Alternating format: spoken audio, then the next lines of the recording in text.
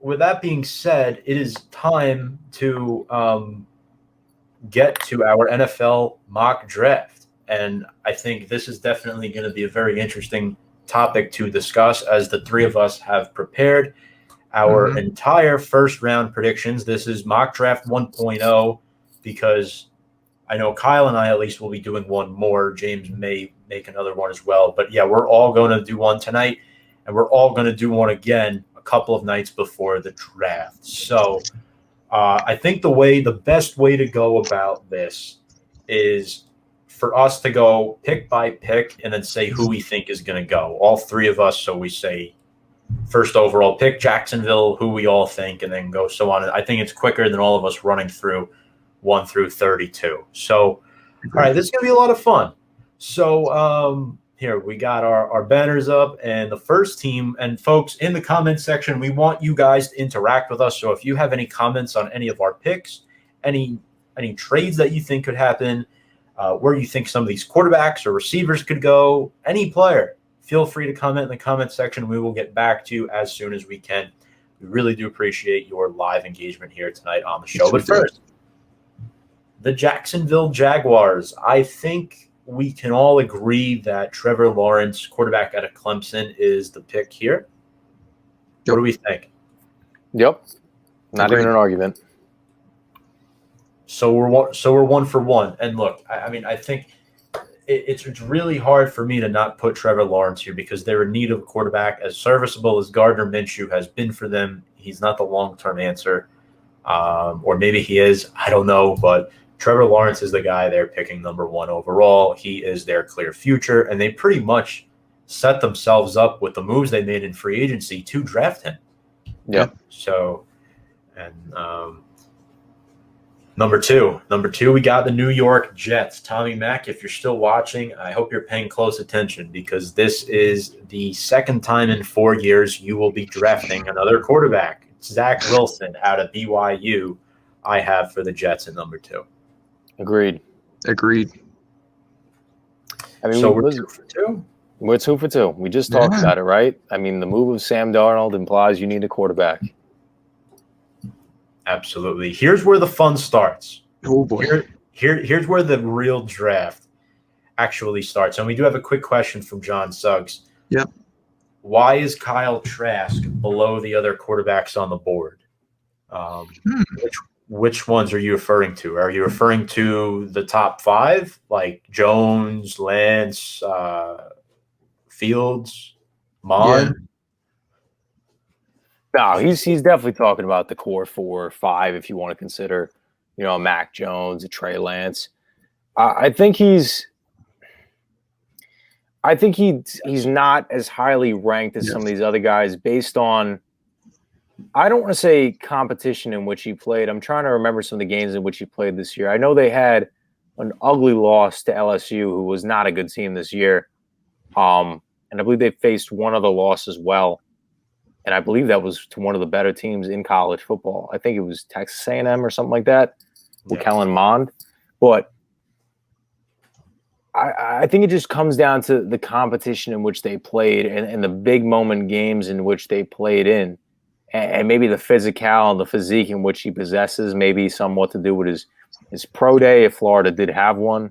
I think that definitely plays a factor. But, John, my rebuttal to you would be, name me the reasons why, or maybe this is not a question of yours towards why you think Kyle Trask is higher, but what is the argument to put him ahead of guys like Lawrence, obviously not Lawrence, but guys like Mack Jones, Justin Fields, and Trey Lance? Because I don't think that you can make an argument for Zach Wilson or Trevor Lawrence, but maybe what is the argument to put him higher amongst those top 5 guys? Because I don't see him there. I see him more as a late first round, maybe early second round pick. I mean, it's a good discussion to have. It's a good debate to have. But let's go over our number 3 pick. James, I'm going to start with you here. Who do you have going 3rd overall? I got Justin Fields going to the 49ers. Okay. Kyle. I have Justin Fields going to the 49ers. Okay. Tom. I have Mack Jones, quarterback out of Alabama, going to the 49ers. And here's why. He's been climbing up draft boards as of late. It's been rumored by several guys now, Mike Tenenbaum, even. There's a lot of people have been saying they'd be shocked if Mack Jones doesn't get picked by the 49ers. Is this a smokescreen? I'm not so sure. But the more I think about it, the 49ers traded up, in my opinion, to get a quarterback that they don't think will be there at number 12. And Mack Jones very well could be there at number 12. But I think Mack Jones might be their guy. He might possess the traits that Kyle Shanahan wants. So as of right now, I'm going to take Mack Jones here. As crazy as that sounds, he had a similar jump to what Joe Burrow had from his second to last year to his last year at LSU. Now, not as insane as Joe Burrow, of course, but I think he had a similar jump that could help his draft stock, and I think his pro day definitely helped that. What do you guys think?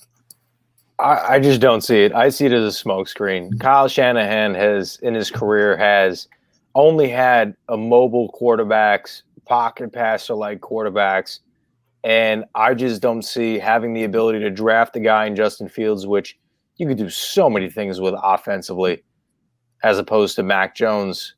And not that Mack Jones didn't have a good season, because I believe he completed 70% of his passes, but look at the offense that he was in. He was in Alabama, Nick Saban's offense with the Heisman winner wide receiver, another fantastic wide receiver in Jalen Waddle, two offensive linemen that will probably not last past the second round in Alex Leatherwood and Landon Dickerson, and arguably a first-round best running back inside the entire class in Najee Harris to work with as well. So I'm not doubting his stats at all, because Ohio State is also a great program as well, where they have a lot of great players. But in terms of having the opportunity for the first time in your career to pick the quarterback that you want to work with, because that has not been the case. Kirk Cousins didn't pick. He was the offense coordinator, made him a great talent. Matt Ryan didn't pick him, made him into a great talent. Jimmy G didn't pick him, brought him to the Super Bowl. All those guys are immobile quarterbacks. You have the opportunity to draft a guy in which you could have an offensive explosion with and so much fun with offensively schemed. I just don't see that being a pocket passer quarterback. I think it's all a facade and a smokescreen. All right. Moving on to number 4, the Atlanta Falcons. This is interesting. I'll let you guys start with this one. I have them keeping the pick. I think they're taking a quarterback, and I think that quarterback is going to be Trey Lance. I think that the writing is on the wall, where you have a new head coach, and even though they give a big contract to Matt Ryan, I just don't see him being the guy as he ages, and them looking to get rid of that capital as well in terms of the salary allocated to that contract, because that contract is another thing that is hindering the team from improving on the other side of the ball, where they could have Trey Lance sit behind Matt Ryan because he's not a guy that'll be ready right away. Let Matt Ryan live out that contract another year or two, and then have Trey Lance ready and prepared to play in the next couple of years. So that's where I think they go. I know there's rumors they might trade the pick, Tom. I don't know if you wanted to get into that a little bit, but I just don't see that happening unless the team is really, really high on a player, which we saw earlier with Steve's comment. You know, Carolina maybe moving from 8 to 4 could be a possibility. I don't see them moving the pick, though, but we'll see. James, what do you got? I got Kyle Pitts. They're taking a tight end. With the new GM and his fond memories of Jimmy Graham, I think he's going to take a tight end. I think it only makes sense, in my opinion, to take a tight end. Kyle Pitts could fall, but he's probably the best tight end in the league. I would like him to go to the US Giants. But I know that's not sitting at 11. That's not probably happening. But I think Atlanta takes a tight end. Yeah, and I went back and forth on my pick, and I had Kyle Pitts for the longest time at number 4 if they kept that number 4 pick, because Kyle Pitts is being regarded as the second best player in this draft. But the more I think about it, I think Trey Lance will be the number 4 overall pick. I'm just not sure if it's the Atlanta Falcons or not. I think Kyle brings up a good point. Matt Ryan has derailed this team as far as being able to improve in other aspects, in particular the defense, because the offense is loaded. I think Pitts could be a great addition, be a good complementary tight end with Hayden Hurst. Those two together would be outstanding, in addition to Julio and Ridley. Right now, the way I look at this football team, you may want to draft a quarterback now. I have Trey Lance as well going to the Falcons because next year the quarterback class is horrible. Well, not horrible, but it's not good, in my opinion. And then Arthur Smith came out and said Matt Ryan probably has 2+ years left in him, right? Green Bay drafted Aaron Rodgers when Brett Favre was around 35, 36, right? Yeah. And what happened? He sat behind Brett Favre for 3 years.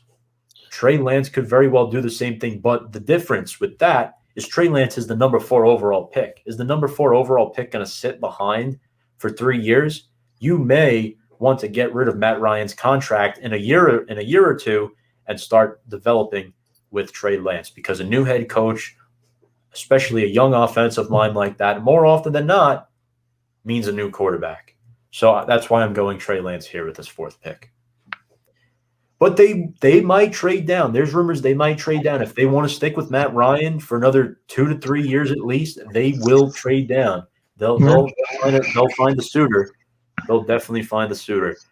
Number 5, the Cincinnati Bengals are on the clock, and Joe Burrow obviously had a very gruesome injury last year that was hard to watch, and their offensive line was absolutely atrocious.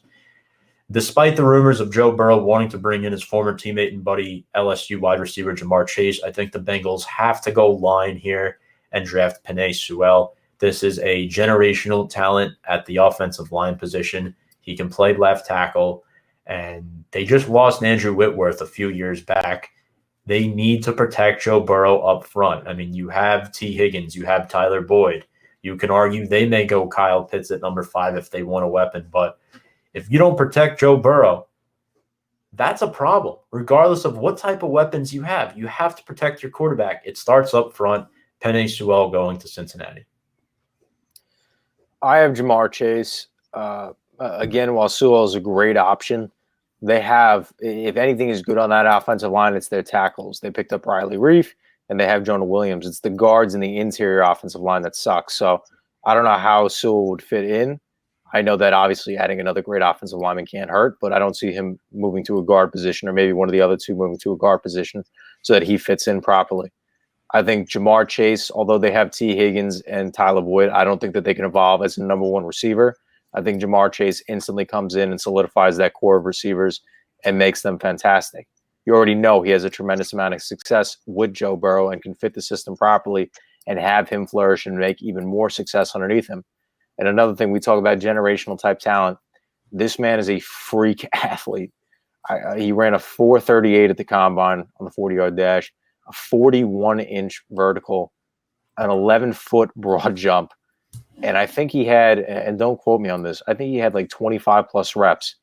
The man's a freak. He's a solidified number 1. He's wide receiver build that you don't see very often. And on a team that, yes, doesn't necessarily need the number 1 right now in terms of receiving class, a guy that you know that your quarterback has had success with, I don't see how you pass up on that. So I got Jamar Chase. James. Just sum it up simpler. I agree with Russo because I'm going to Jamar Chase as it was. Even though, Tom, I get what you're saying that they should go protective, but I think they can go get a protective guy on the offensive line in the 2nd or 3rd round,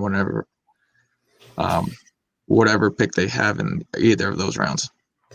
It's a fair argument. It's a deep tackle class. However, I just want to make this last point because Kyle brought up something that I want to argue. Riley Reef is 30-something years old, and he was going to play guard for the Vikings last year, which, quite frankly, he should have. And he's more of a left tackle moving to right tackle now. And my ideology of taking Sewell is that you move Riley Reef inside to guard and use Sewell as your right tackle. So that's where I'm kind of coming from there with that pick.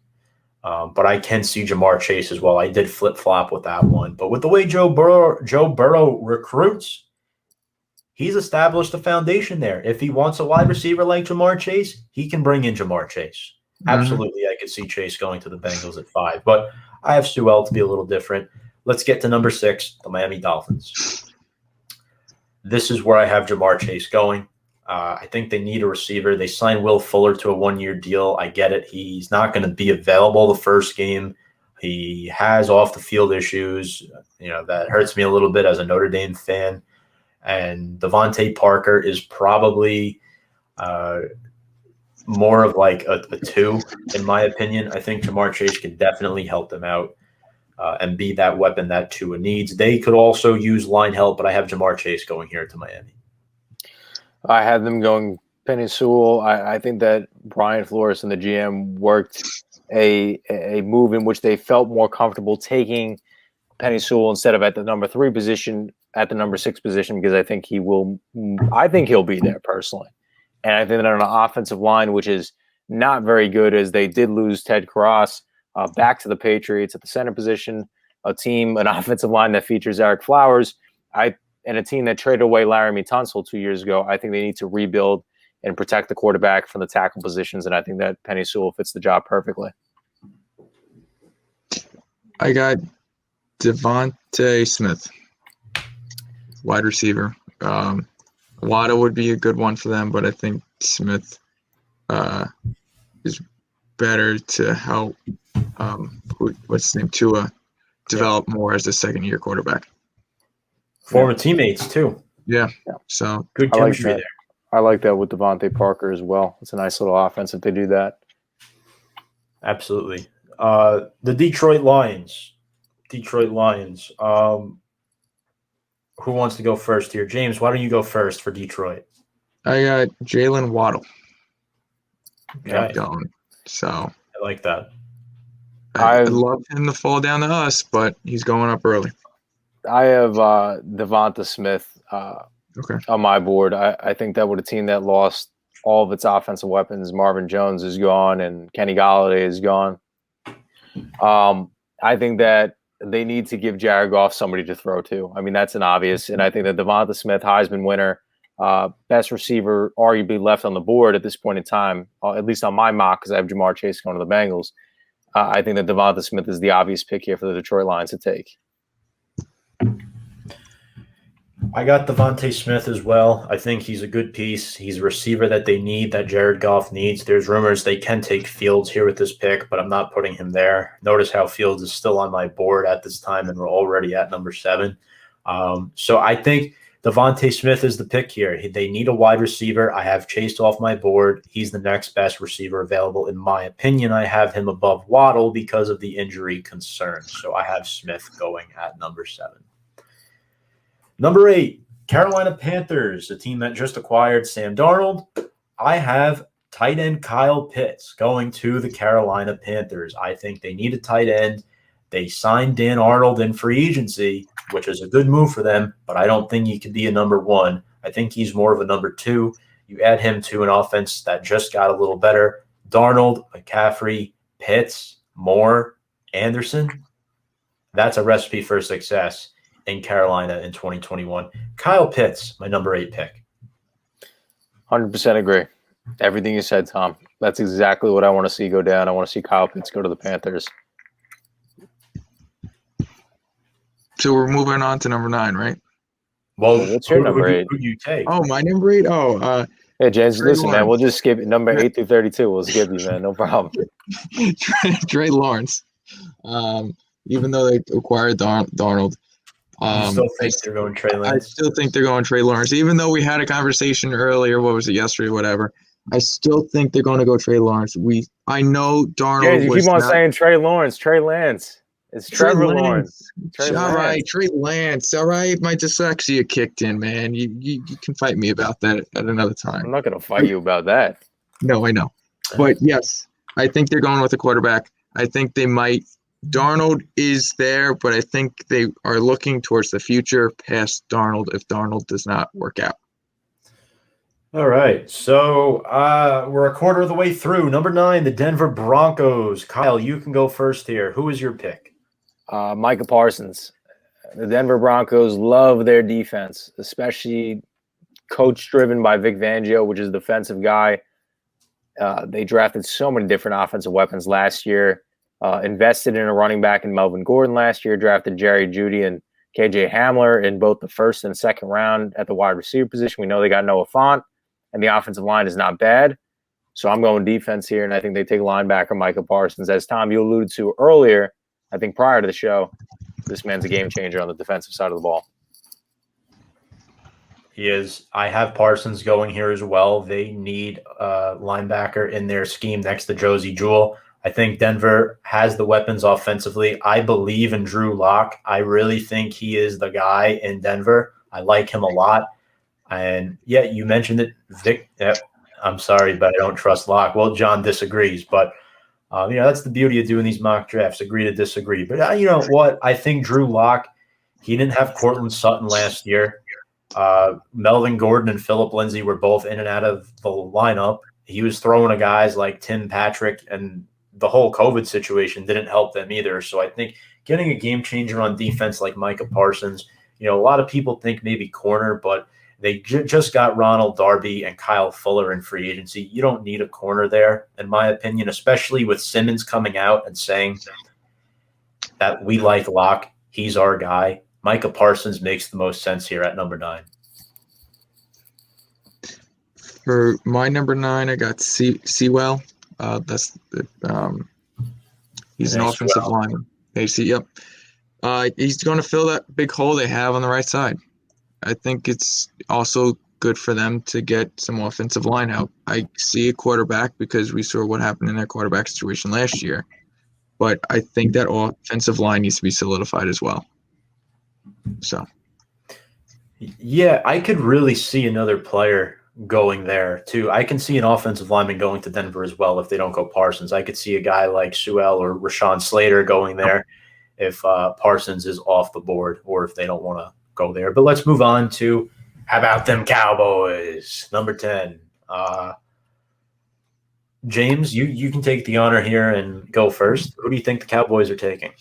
They are taking they are taking Patrick Surtain the second. Surtain number 10.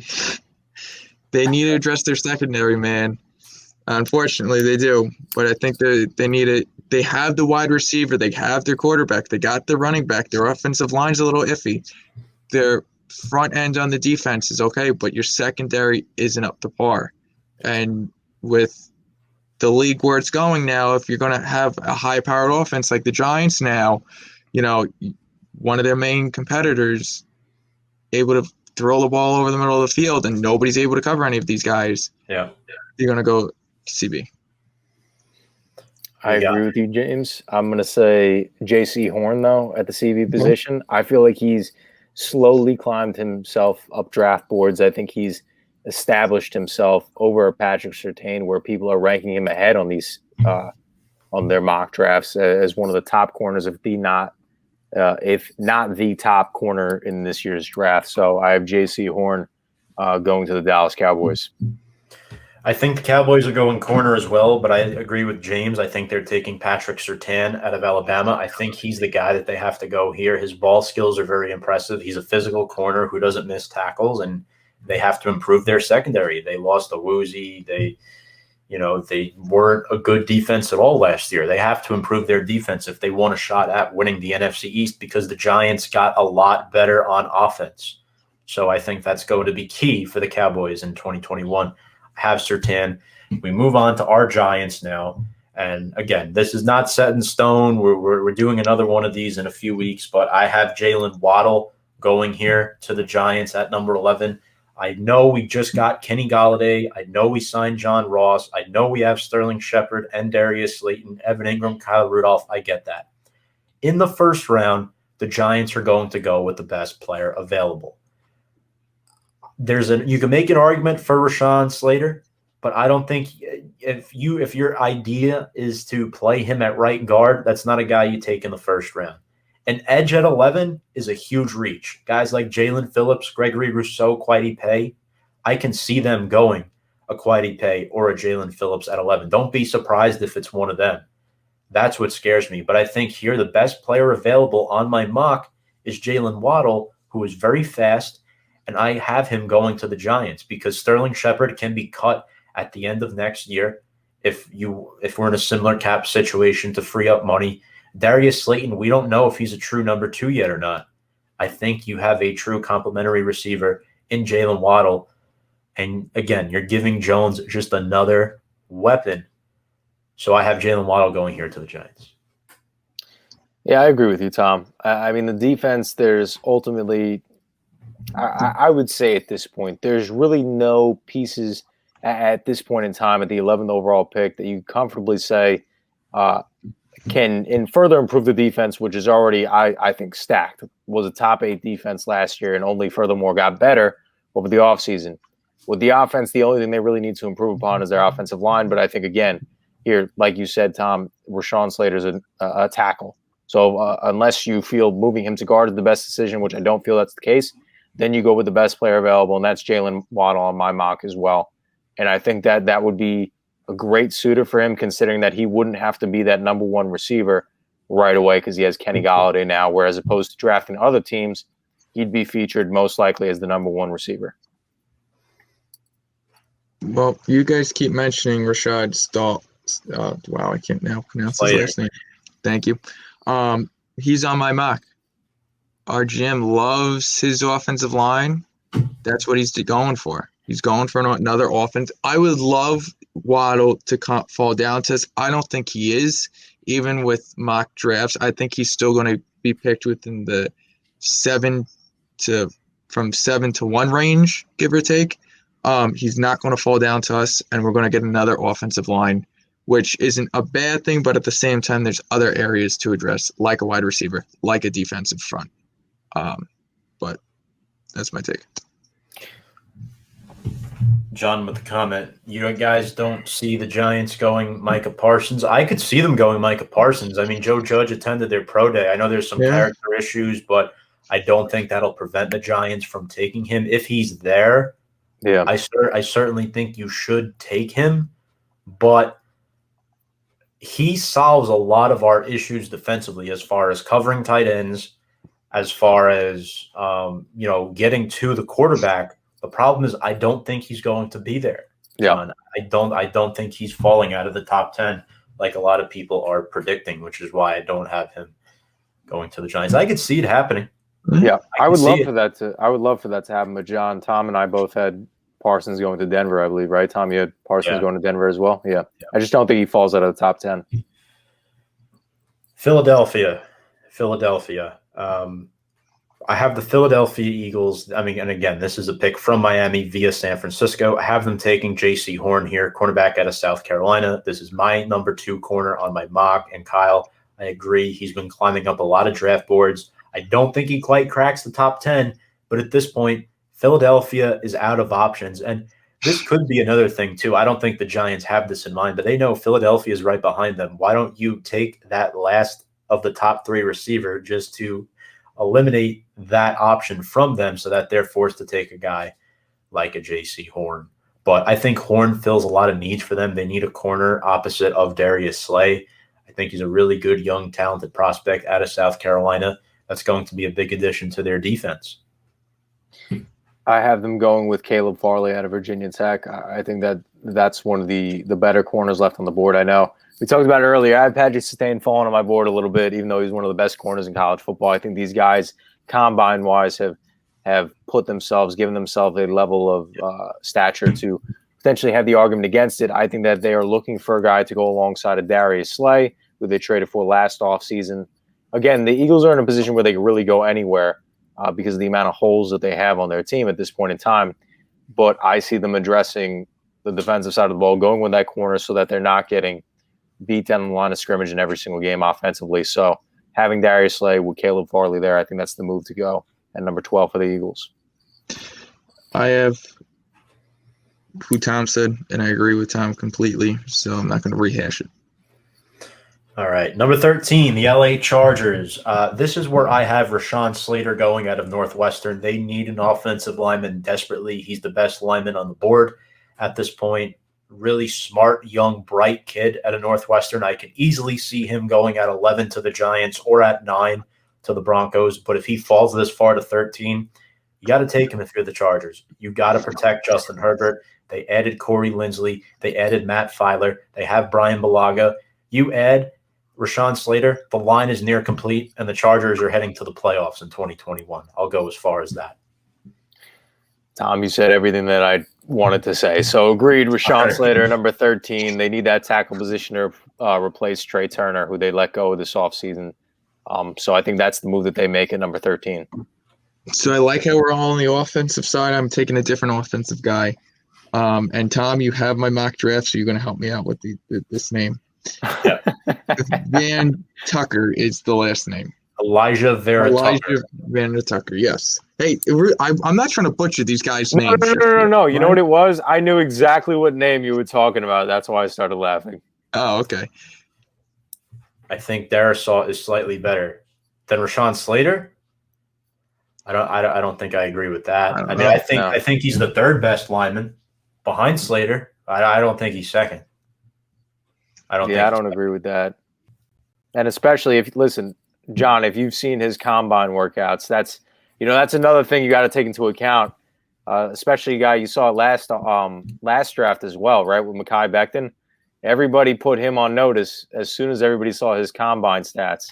And that's exactly what Rashawn Slater did this year. So I think he becomes elevated over Darisaw.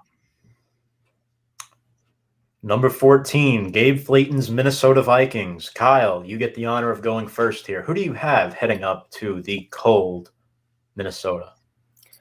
Christian Darisaw.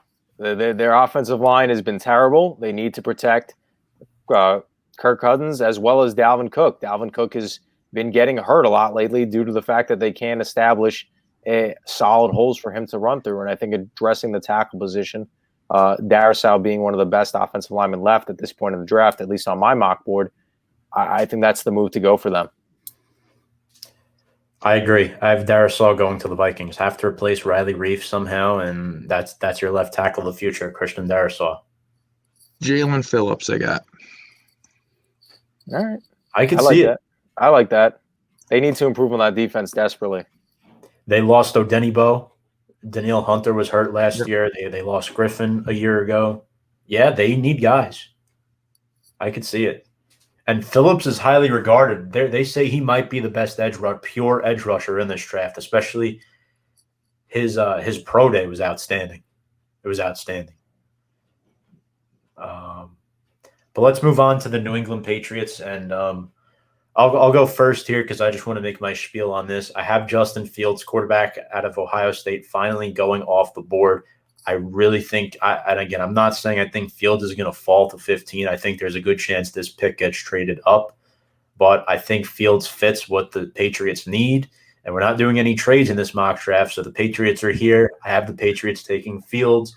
I think he provides a good element of offense. He's a younger version of Cam Newton, in my opinion, with a much better arm. He's a lot more accurate. I think Josh McDaniels and Bill Belichick will be able to work with him. He could sit behind Cam for a year and learn, and then eventually take over as that quarterback for New England. I think Mack Jones might fit their scheme a little better, but if Jones isn't there, then I see Justin Fields being as that next quarterback for the Patriots. So Fields to the New England Patriots. I have Mack Jones going number 15 to the Patriots here. I think that he's a nice system-run quarterback, which will essentially be really good considering, for the past 20 years, with the exception of this year, they had a quarterback which was a pocket passer. You give him an offensive line and it'll be great. And that's exactly how Mack Jones flourished this year, where they gave offensive line protection. They gave a decent run game, which New England will have. They added receivers and they added a bunch of great tight ends for him to throw to as well. He's a systems quarterback, and I think you place him in that New England spot with Bill Belichick. I think that could ultimately be the best fit for him. And I think at 15 and a quarterback needy team, even though they brought on Cam Newton for another year at 30-plus years of age, that's not the guy of the future. I think they go Mack Jones here. James? Mack Jones, from Saban to Belichick, realistically. What a story, right? Yeah, beautiful story, ending, raising the trophy at the end of this season. Cam Newton is a long-distant memory for them. That's a really good combo. And if I don't have Jones going to Frisco, I have him going to New England. I mean, that's just what I think will happen if this whole thing is, in fact, a smokescreen about this Jones to San Francisco stuff. But anyway, number 16, the Arizona Cardinals. James, you can go first. Arizona, Caleb Farley. Farley, yep. Farley. I said that correctly. Proud of myself. CB, gaping hole in their outside corner spot. I mean, they got everything on that offensive side right now. it's time to switch that defense, make that defense a little stronger, make them a more competitive team come down the road. James, I like that pick a lot. Got to replace Patrick Peterson, the 10-year vet, went to Minnesota, but I have them going with the best interior defensive lineman here, Christian Barmore out of Alabama. I think that's the move to go at this pick in time. They added to that defensive front of J.J. Watt. You got Chandler Jones coming back on the edge, but you need guys to solidify the interior, and I think at number 16, this is a perfect fit for them. Christian Barmore, I like it. First defensive tackle off the board. Very, very interesting. There was a similar pick last year. Javon Kinlaw went around this time in the draft to the San Francisco 49ers towards the middle of the first round. So it'll be interesting to see if similar fate happens with the Cardinals at 16. But I have Caleb Farley as well. He's my third corner off the board in this draft out of Virginia Tech. He's a big guy, 6'2", very physical. And I think this is a guy, obviously he opted out in 2020. We didn't see him play, which is why I think he falls behind guys like Surtain and Horn, players who did play in 2020. But I think Caleb Farley is an excellent addition to a team that has an older cornerback in Malcolm Butler. I don't even know who their number 2 corner is, but he needs to be replaced by Caleb Farley. I think he's a week 1 starter if all goes well. Yeah. Great. I think it's Byron Murphy right now. Byron Murphy, that's who it is. Yeah, that's who it is. 17, the Las Vegas Raiders are on the clock. I'll take this one, a team that just traded away 3 of their offensive linemen. I think they have to go line here. And this is a guy who I think he could either play tackle or guard for them. You have to replace Trent Brown. I think Elijah Vera Tucker at a USC goes off the board here. Geographically, this makes sense, as I love to say. He played his college ball in California. Why not play a pro ball there as well? Elijah Vera Tucker can go guard or tackle, and he's my pick for Vegas at 17. Plays in Nevada now, Tom. They were the Vegas Raiders at this point in time. Oh, no. But I agree with you. I have Elijah Vera Tucker going to the Raiders. Really blew up that offensive line, trading away Trent Brown, signed Colton Miller to an extension, and whether you believe Derek Carr is the quarterback or not, in order for that team to have any success, you need to have success at the tackle position. I think he's obviously the best tackle left on the board at this point in time. So you guys are going offense, I'm going defense. They are going Jason Owen? Owai. I mean, he's an insane pass rusher. Raiders need somebody like that. We saw their defense. What was their defense? Completely hurt was out because of contact tracing purposes in the season at one point. So you bring him on, make him just a monster. I think they go defense. I could see them going defense. I don't know about line because they did bring in Yannick Ngakoue and Solomon Thomas, but definitely need help in all defensive standpoints in which they could get. But I don't mind that pick. All right. So we're done with Vegas. We're going to move on to Miami. The Miami Dolphins are in a very interesting position here. I think they can go several different ways. They have to improve in several different aspects. James, why don't you go first? Christian Darrisaw.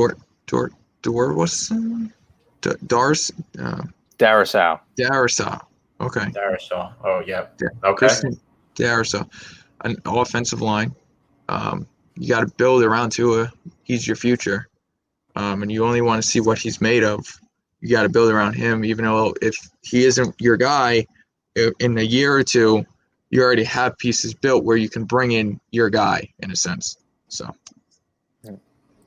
James, who'd you have the Dolphins taking in number 6? Number 6, Devonta Smith. All right, so you already got the wide receiver on lock. And my number 18 for the Dolphins, I have them going receiver. I have them going Rashad Bateman out of Minnesota, one of the best wide receivers in this class after the core 3 are taken off the board. Had a fantastic 2018, had an even better 2019, racking up 1,200 yards and 11 touchdowns. I think this is where the Dolphins go. I think they get a nice number 2 alongside Devontae Parker in an already decent offense in which they've established. John Suggs has Tevin Jenkins, can line up at right or left tackle, plays with an edge, and would mean the Dolphins' O-line includes 3 players selected inside the top 40 over the last 2 years, 6'6", 320 out of Oklahoma State. That's very interesting. I don't have Tevin Jenkins, but I do have an offensive lineman for Miami. I have Jalen Mayfield out of Michigan. I think this is a guy who had an impressive pro day. I think he's rising up draft boards, and I think he does in fact crack the first round. I think he's a guy that cracks the first round. I really do. I think Miami needs help on that offensive line. I think you're in the Big Ten. You're playing against some great competition, including Ohio State, Michigan State, Northwestern this year, teams like that. So I have an offensive lineman here for Miami. And I think I have the opposite of Kyle. I have receiver lineman. Kyle has lineman receiver. Yep. James did the same thing, taking Smith at 6.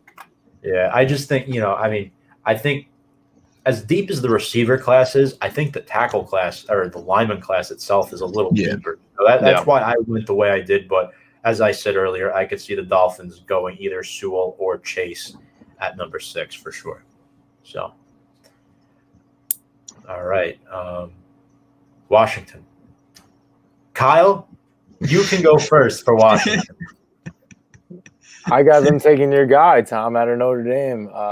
Jeremiah Owosu Caramoa. I think I pronounced that correctly. Losing 2 of their linebackers, Ryan Kerrigan, Ryan Anderson, to the Giants. I think that on top of an already stacked defense, they're in a position to add at that linebacker position, as that is one of the remaining, missing pieces on that defense at this point in time. You look at the offense, the offensive line is good. They have all the skill position players. And at least on my mock board, there's no quarterback to be taken at this point in time in 19. So I see them adding in a position of weakness and them drafting Jeremiah Owosu Caramoa. I like it. Look back. I do like that a lot. James? I am giving Kyle's closet team a wide receiver in Elijah Moore. Woohoo! Like that. Sticks, I'm trying to. I don't really remember who their wide receiver core is off the top of my head for whatever reason, but adding another wide receiver is not going to hurt that team. Yeah, they got McLaurin and Samuel now, so they could go that route. Yeah, they could.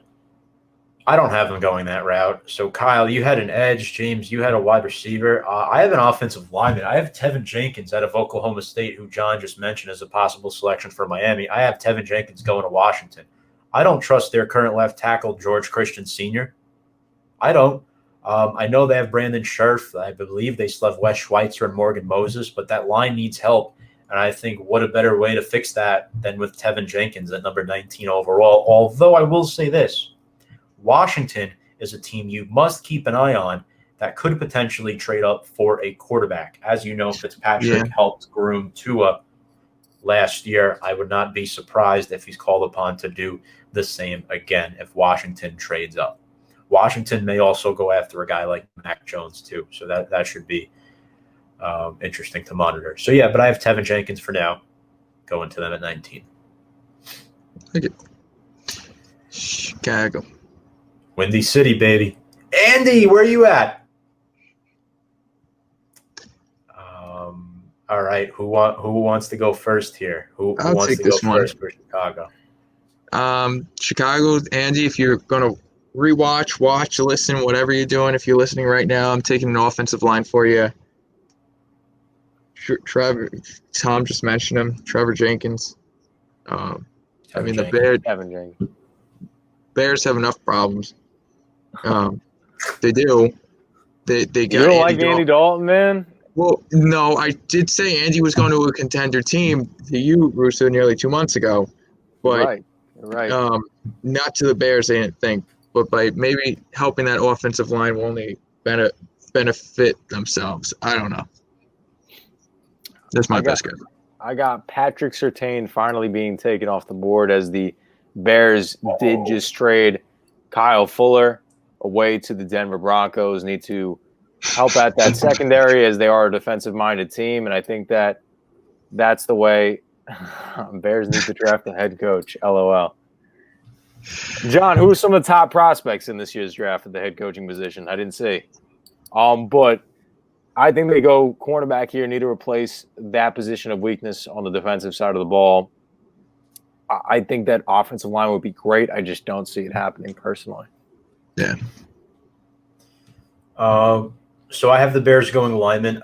They still have Jalen Johnson at cornerback. I don't know who their number 2 corner is, but I think the Bears are going to go offensive lineman because it's a much bigger need. In my opinion, you have to prioritize protecting Andy Dalton, giving holes for Montgomery to run, which is why I have them taking Alex Leatherwood, tackle out of Alabama. He could easily replace Charles Leno, who was a 6th-round pick many moons ago, and he shouldn't be a starter anymore. So I have Leatherwood going there, although I would not be surprised if they go corner as well, try to fix that up. But I don't have Surtain falling that far, which is why I have Leatherwood going to the Bears at number 20. Steve Ellis, what's up, my buddy Steve? Tuned into a couple episodes of Big Blue Avenue. The Bears seem to have a curse or something at quarterback. Can't find a long-term solution at all. Never have, Steve. Still looking. Yeah, at least Washington got. I can't even say that. I think. Listen, Andy Dalton, if you give him protection, he'll be good. I think he'll be good, and he has enough skill position players around him to have a little, some success. I think. Steve says, "What's going on?" Miss you, Steve. Make sure to check out our YouTube channel, Big Blue Avenue. Just put a new video up on one of our new assistant coaches. I think you'll enjoy that a lot. John Suggs, Bears need Jay Cutler back. Well, he's been their best quarterback that they've had in quite some time. I don't understand why they didn't just re-sign Mitch Trubisky to like a 1-year deal. If you're going to go out and sign Andy Dalton, it makes no sense to me.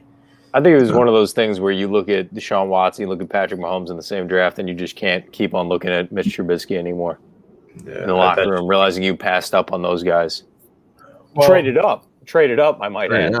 Yeah. Grab Mitch Trubisky. We'll see what Andy Hopper has to say about that. Steve with another comment, Dalton can be okay if he has protection and weapons. Yep, I agree. Agreed.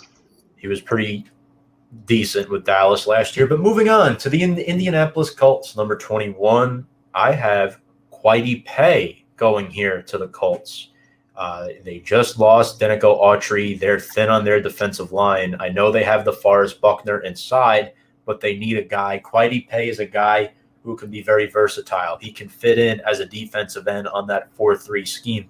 Al-Qadim Muhammad is a local kid out of New Jersey, but I don't know if he's necessarily ready to take that next step, as we spoke about with Jake Arthur a few weeks ago on the show, Colts senior analyst for Sports Illustrated. I think they're going Kwity Paye here. I think this is where he falls, number 21. I think they go receiver here. I think they draft Elijah Moore. Bringing back T.Y. Hilton on a 1-year deal. Zach Pascal has been decent. Michael Pittman Jr. had a decent rookie season, but I think that they need to add to that receiver core for Carson Wentz to really be successful.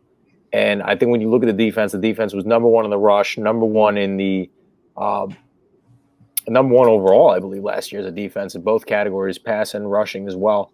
I think that they need to add to the offensive side of the ball in terms of receivers to really up that offense, considering that, again, T.Y. Hilton is probably a 1-year deal and prove it kind of deal because he's been injury plagued. They need more stance of a long-term stability answer. Okay. James? I'm going Alex Leatherwood.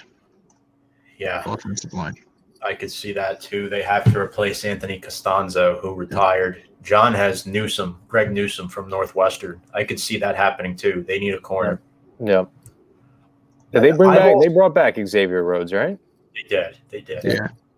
I've also heard they've been linked to that tackle from Texas, Samuel Cosme. I've heard a couple reports about him potentially going to the Colts, but so I have Paye, James has Leatherwood, Kyle has Moore. So let's move on to Fonz DeFalco's Tennessee Titans. They're always in the mix. At number 22, I have them taking a wide receiver. I have them taking Rashad Bateman out of Minnesota. I think this is where he goes. I know they lost corners in free agency, and this could be a position to improve that. They can go Newsome here. They can go O-line here. I think they're going to go Rashad Bateman. They need a complementary receiver opposite of A.J. Brown. Josh Reynolds is just not good enough to be a number 2 receiver, in my opinion. So I have them taking Rashad Bateman, 22 overall. I have them going Greg Newsome, cornerback. They losing Malcolm Butler, losing Adoree Jackson, only bringing back Janoris Jenkins, who I believe at this point in time, 32, 33 years of age. They need a solid guy, up-and-coming guy, and I think Greg Newsome would be a perfect fit for Tennessee, as their secondary last year was a major problem and will continue to be a problem, as they did look to improve the pass rush with Bud Dupree, but in that secondary is a big issue, and I think they draft a corner here, Greg Newsome at number 22. Interesting. I am taking a linebacker, Uzi Ojulari. Azeez Ojulari. That's close. All right. I got to give myself some. No, listen, man. compliments here. When you start laughing at yourself, that's when I could laugh too, man. John agrees with you. Titans the pass rusher. He would help Bud Dupree. Absolutely. Yeah. Absolutely. Number 23, the New York Jets. Kyle, you're on the clock. Who are you taking? Tom, you said it earlier. Can't see the Jets double dipping offensively, especially with Robert Saleh as the head coach. So I think they're going Jason Owosu out of Penn State as an edge position. I think that could desperately help out that line, as they do need a tremendous amount of help. Adding Carl Lawson, helping to get to the quarterback. I think Jason Owosu is another fantastic player that will help this defensive line and be easily worked into a defensive-minded coach's situation. So I see them going defense here, Jason Owosu. James, who do you got? Doing defense, Kawat Pay, a defensive lineman. Yeah, all right, Pay. Yep, we all have edge rushers going there, defensive linemen. I have another one as well. Remember, this pick was acquired via the Jamal Adams trade. So this was originally Seattle's pick, as the Seahawks do not have a first-round pick this year due to that. I have Jeremiah Owosu Caramoa going to the New York Jets, 23rd overall, edge rusher out of Notre Dame. This guy is a hybrid type of player. He can actually play linebacker as well. He can play inside linebacker. He plays little safety. He's a hybrid player. You can send him off the edge. You can do a little bit of everything with him. He's a good reason why Notre Dame was able to beat Clemson once this year in overtime. He was a big part of that win for the Fighting Irish, and I think Owosu Caramoa can bring some good energy to the Jets defensively, a team that already went out and got a guy like Carl Lawson and Vinny Curry in free agency. And Tom has a comment for his Jets. Let's pin that. Kadarius Toney. I like him out of Florida a lot, Tom. Maybe, actually. I think he could fall to the second round, though. Like early second round, you guys can pick him up? Yeah. Or Rondale Moore out of Purdue. One of those guys can go early second to the Jets. Crowder on last year of his deal. Yeah. No, that's true. And you guys signed Corey Davis, Denzel Mims, I believe was a second-round pick last year. Yeah, last year at a Baylor. Yeah. Yeah, so I don't think they're going receiver there, but I wouldn't be shocked if Toney is an option. I'd say, he could be an option there. All right. Pittsburgh Steelers. Also, the Jets could potentially go Etienne at running back, because I think right now their top back is Tevin Coleman on their depth chart, but they still have to address that. Maybe they do that early on in the second round. Let's see. Yeah. Pittsburgh Steelers. James, you're up. Well, Tom, I have the Steelers taking Etienne. Yep. Etienne. They need a running back, as we saw last season. It wasn't, there was no spark back there. Yeah, you had a few guys, but there was nothing big. So I think they go back to Etienne. Multi-talented weapons. So, Kyle, who do you got? I got them drafting Najee Harris, the running back out of Alabama. I think that Najee Harris might be the better back in this situation. The Steelers are in an interesting predicament where they could really go a lot of places, losing a top pass rusher, losing a bunch of their offensive linemen.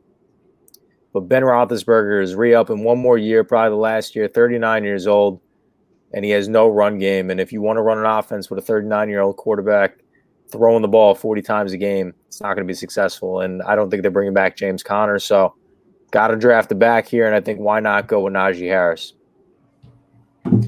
John has a comment. Steelers need a quarterback, offensive tackle, running back, and corner. I agree. I don't think this is the year that they take a quarterback. I don't think they're in a position to trade up either. Nope. Maybe Mack Jones, but I think that's far-fetched. I think you're looking more at a guy like a Kellen Mond or a Kyle Trask, if anything. But I have the Steelers also taking Najee Harris, running back out of Alabama. I think this is a good spot for him to go. The Steelers need a running back. I think James Conner is a free agent, and he's not coming back. They're not going to run with Benny Snell as the number one back. Najee Harris is a perfect running back.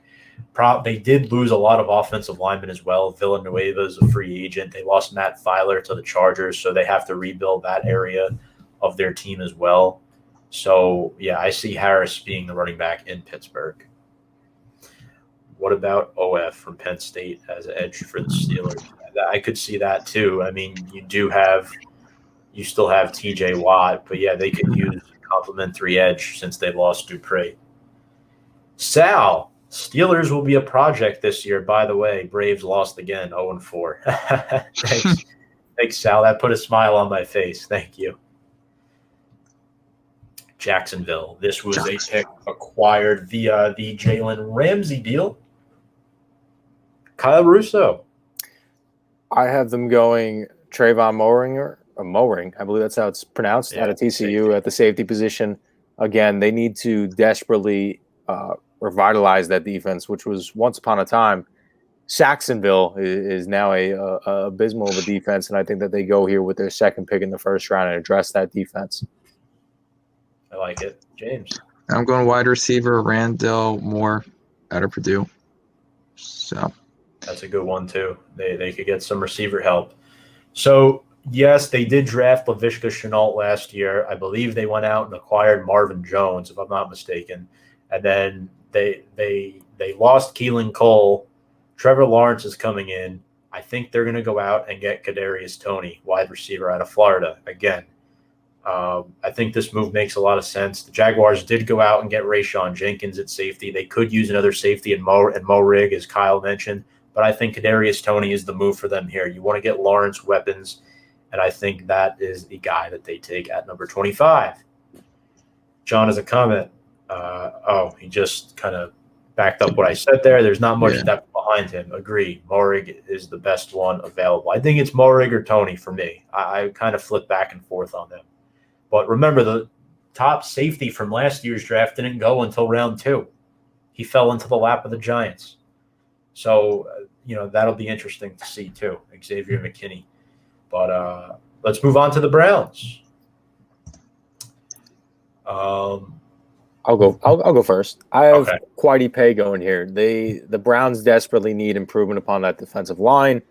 They have Sheldon Richardson, who's been great for them.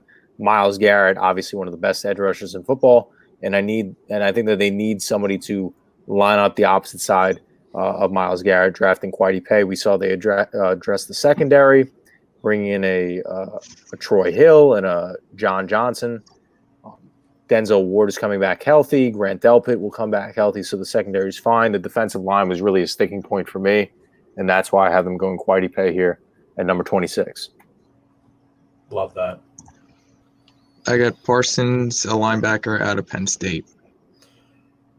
Wow. So you got Parsons dipping down to number 26 in the first round. James, you always do these things, man, and then it happens. So it's like you can't even argue. There's not even an argument. Because these random things happen. It's not necessarily far-fetched either. He can drop. He really can. He can definitely drop. But No, but to go from top 10 ranking projections all the way down to maybe out of the first round, if James is saying it, man, don't put your money on me. Put it on James. It's kind of like Mack Jones. He can go 3rd. He can go 15th. He can go 19th. I mean, it's apples and oranges here. So, Kyle, Tommy wants you to bring back the cool lights. Oh, the cool light. Let me see if I can going for Tommy. Let me see if I can get him going. All right. There might be this, that. There we go. All right, there you go. There it is. I think I'm up for Cleveland now, and I'm going to go with Gregory Rousseau, edge out of Miami. I think he drops late into the first round. As Kyle mentioned, they need an edge rusher. I just think they're taking a different one here. I think he'll be a good piece opposite of Myles Garrett, as I think the Browns signed McKinley in free agency from the Atlanta Falcons, but I don't think he's the long-term answer for them. I think Rousseau is a guy they can build around and help that Browns defense be very stout. I also would not be surprised if they took a linebacker there as well, because I don't like Taki starting inside next to BJ Goodson. So, but yeah, I have them taking edge rusher Gregory Rousseau. Like it.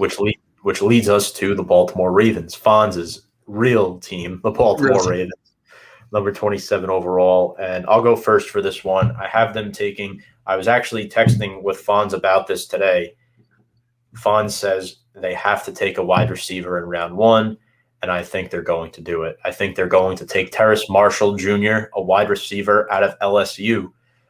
This is a guy who was really good this season for LSU. I think Lamar Jackson needs another wide receiver. Hollywood Brown is decent. Miles Boykin hasn't really panned out. I know they went out and signed Sammy Watkins. I view him as more of a 2.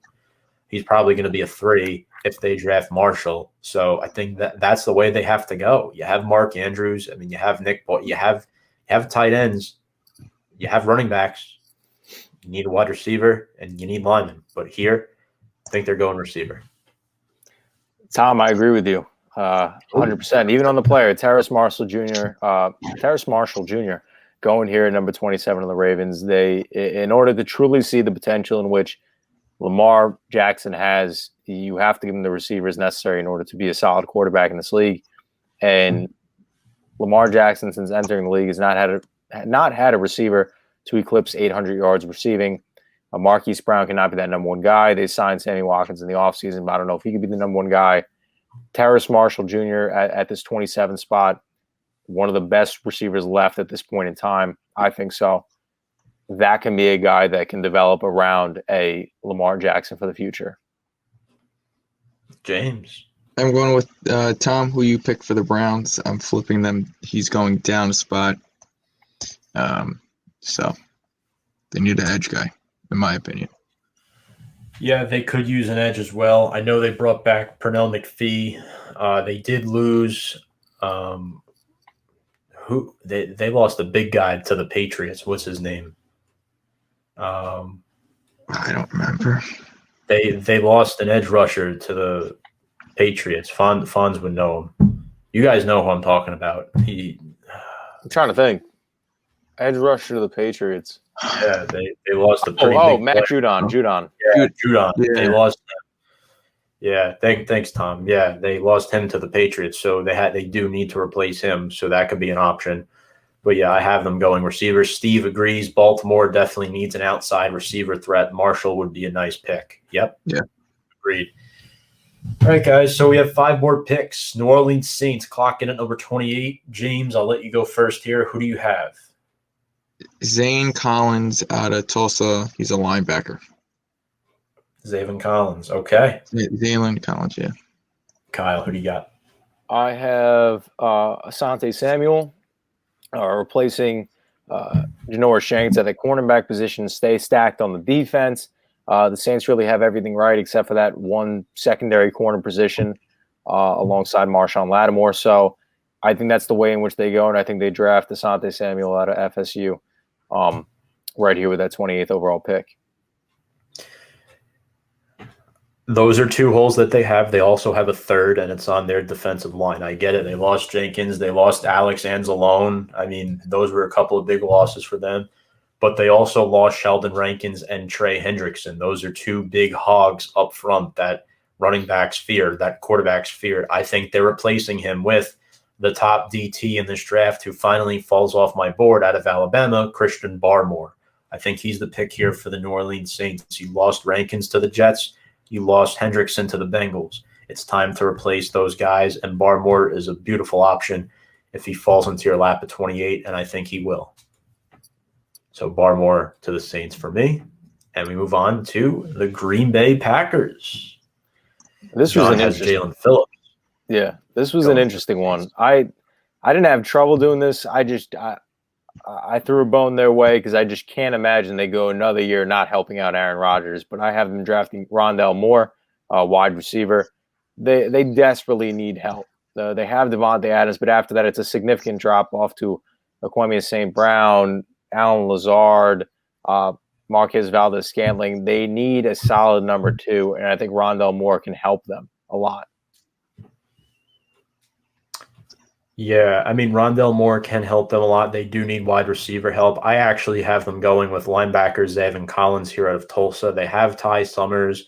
They're kind of weak at that position. They lost Christian Kirksey this year. They lost Blake Martinez last year. They haven't really filled that void they lack in pass coverage. So I think Zayvon Collins is the pick there, linebacker out of Tulsa. I'm going with Carlos Basham Jr. out of Wake Forest. Edge. Do we have some salt in the comments section? Look at Tommy. Tommy, I don't disagree with you. I was looking back at it, and I'm like, you know what? The Cardinals really could have used the secondary corner as well. Then maybe draft Patrick Surtain there at the number 16 spot. I still stand by my word. I think he might have fallen to that number 3 corner spot over below J.C. Horn and Caleb Farley. Maybe not all the way to 20, but maybe 16. But I'd still keep the corners at the positions and teams in which I drafted them at. But I would agree with you. Gotcha. Listen, that's why this is only mock number 1. We got mock number 2 coming in a couple of weeks. I got Surtain in my top 10. I don't know why he's sitting there at 20 for you, but to each their own. Three more to go. It's the Buffalo Bills, the real New York football team. They made the AFC Championship game this past year. And James, I'll let you swing away. Tom, I'm picking one of your guys, Notre Dame, a linebacker. Can you guess who it is? The name that was tough for everybody to pronounce. But It has to be Owosu Caramoa. Exactly. Yep. Okay, So, I could see it. I don't think he dips that far, but I could see it. Bills, Tyson Campbell from UGA, if he's still there. Seems like Trey White is the main corner, but who else they have? Taron Johnson only has 1 more year on his contract, need replacement for long term. John, while I don't disagree with you, I think they need a star edge rusher, and Jalen Phillips has fallen down on my board, and he's moved up people's mock drafts, and I think the Bills are in a prime position to select him at the 30th overall pick. So that's who I have them taking. Same. I have Jalen Phillips going to the Bills. They need to improve their edge rusher position. Trent Murphy is an older player. Jerry Hughes is an older player. That was one thing that they lacked last year. They couldn't get to the quarterback. The best part of their defense was their linebacking core. They had Matt Milano, their secondary with Tre'Davious White, Micah Hyde, Jordan Poyer. You have Ed Oliver in the trenches defensively, but their edge rushers are getting older. They need a younger one. Jalen Phillips is an excellent option for them at number 30 if he's there, and I think he will be. All right, last 2. Kansas City Chiefs, number 31. Kyle, who do you have going to the Midwest? I have tackle Walker Little going to the Chiefs. The Chiefs desperately need to improve upon that offensive line. We saw that obviously in the Super Bowl. Letting go of Mitchell Schwartz and longtime Chiefs player Eric Fisher. They bring in Joe Thuney, but tackles are very, very important in this league, as we know, and I think that they go Walker Little here to try and improve upon that offensive line. I like it. I like it a lot. They need a tackle. They lost both of them, and they haven't replaced their center yet either. So nope. James. Barmore, defensive lineman out of Alabama. Okay. Yeah, I mean, I could see that. They have Nandi in there. They just lost Passignon. They still have Chris Jones. They picked up Jaron Reed, though. They did. Yeah, I mean, I don't know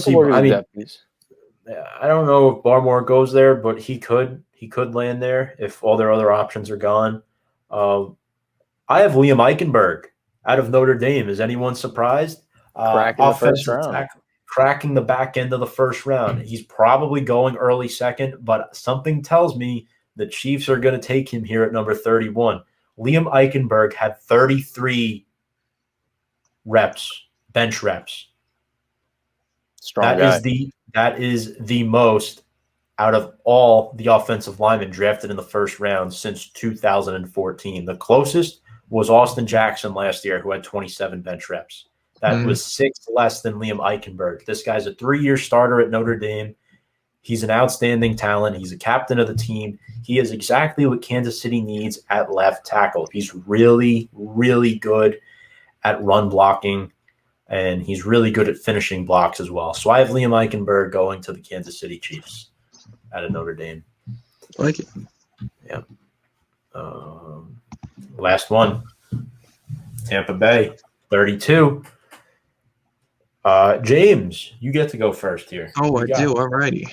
As my friend Nick Tonks would say, they're about to do something monumental. They're going offensive line out of Michigan. Jalen Mayfield. Okay. All right. Okay. Not too sure if that's too monumental, but Listen, we didn't think Tristan Wirfs was too monumental, and he was the best PFF player in the Super Bowl. So that's true. Could very well be the case. Some love for the offensive lineman. What you got, Kyle? At number 32, I have them drafting running back out of Clemson, Travis Etienne. Bring back Leonard Fournette on a 1-year deal. Question marks with Ronald Jones as he kind of slid out of the lineup as the season progressed in the latter part of the season last year. So I think that they're going to look to bring in a guy that they don't have to pay for a long time because Ronald Jones is up for a contract soon, and Leonard Williams only coming back on basically a 1-year proven deal. They could bring in Travis Etienne as a nice starting linebacker or secondary linebacker behind either one of those guys and have him solidified and signed up for the next 3-4 years without having to pay him. So I think that's where they go. Yeah, I like that. I think they can go with Etienne for sure. It's interesting because they do run that 3-4 scheme. They have, a good pair in Jason Pierre-Paul and Shaq Barrett on their edge. They could use a running back. I don't know if Etienne is going there. I have them taking Azeez Ojulari, an edge out of Georgia. This gives them a lot of depth. If they're going to win another championship this year, they're going to have to do what they did again. I know they have Devin White and those two, but why not add another one? I do feel like Ronald Jones has a chance to develop.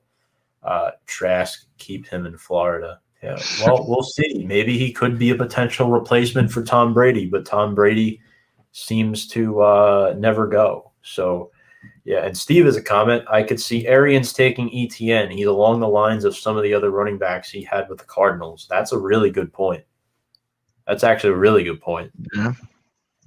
Yeah, for me, it was between Etienne and Ojulari for the Bucs. I thought Etienne might have been a pick for Buffalo, but I feel like he's going to go early in the second round. I'm not so sure Tampa Bay is going to take him, but we'll see. They might. That would have been my option B for Tampa Bay. But, guys, that wraps up our NFL mock draft 1.0. 1.0. Yeah. Our first one. What do you guys think? I mean, I think we did a good job. I think we had a few outliers out there, but overall, this was a lot of fun. This was a lot of fun. Definitely a success.